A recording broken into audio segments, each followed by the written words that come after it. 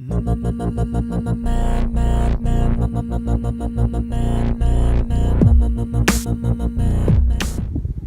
here on the 18th tee of the south course of Terra-Lago, and as you can probably hear, it's very windy today, and that wind is directly in my face.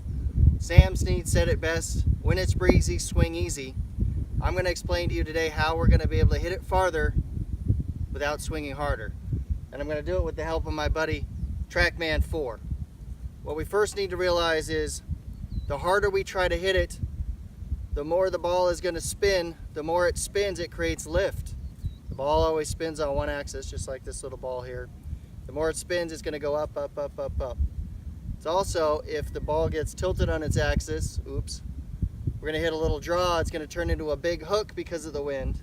Or we hit a little fade, it's going to turn into a big slice because of the wind. The more spin we have, the more dangerous it becomes. So we want to set ourselves up for success. If we're going directly into the wind, we do not want to tee it really high, play it forward, and swing out of our shoes trying to beat the wind. What we need to do is tee it a little bit lower,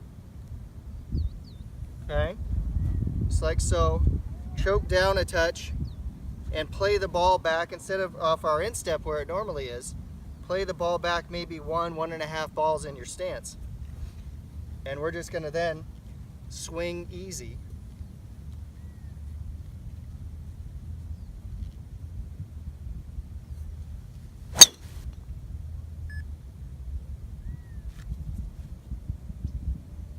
And if you do that, you're going to keep the spin down, it's going to hit, and it's going to roll.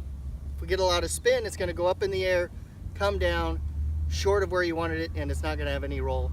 You're not going to go as far. So when it's breezy, remember what Sam Snead said, swing easy. Now here's one where I tee it high and let it fly. Perfect for downwind, not great for into the wind.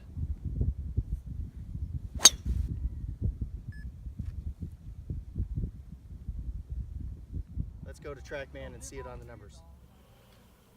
First, let's take a look at the two different swings and the difference in the setup.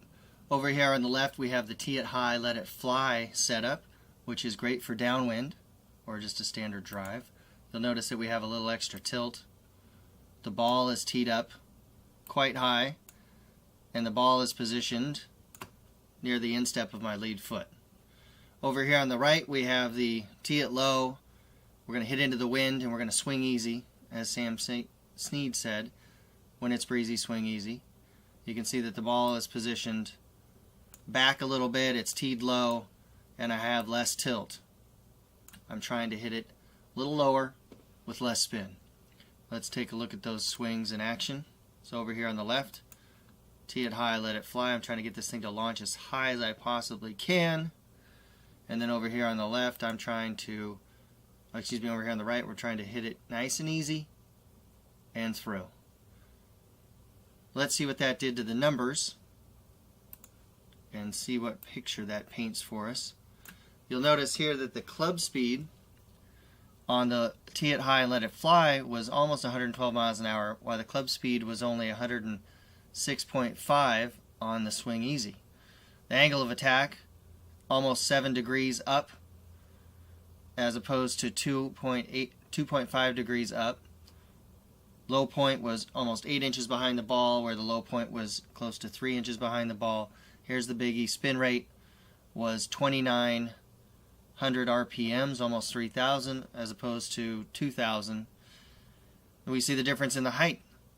Over here on the left, the tee it high, let it fly went 130 feet in the air at its peak, and the swing easy over here on the right was only 83.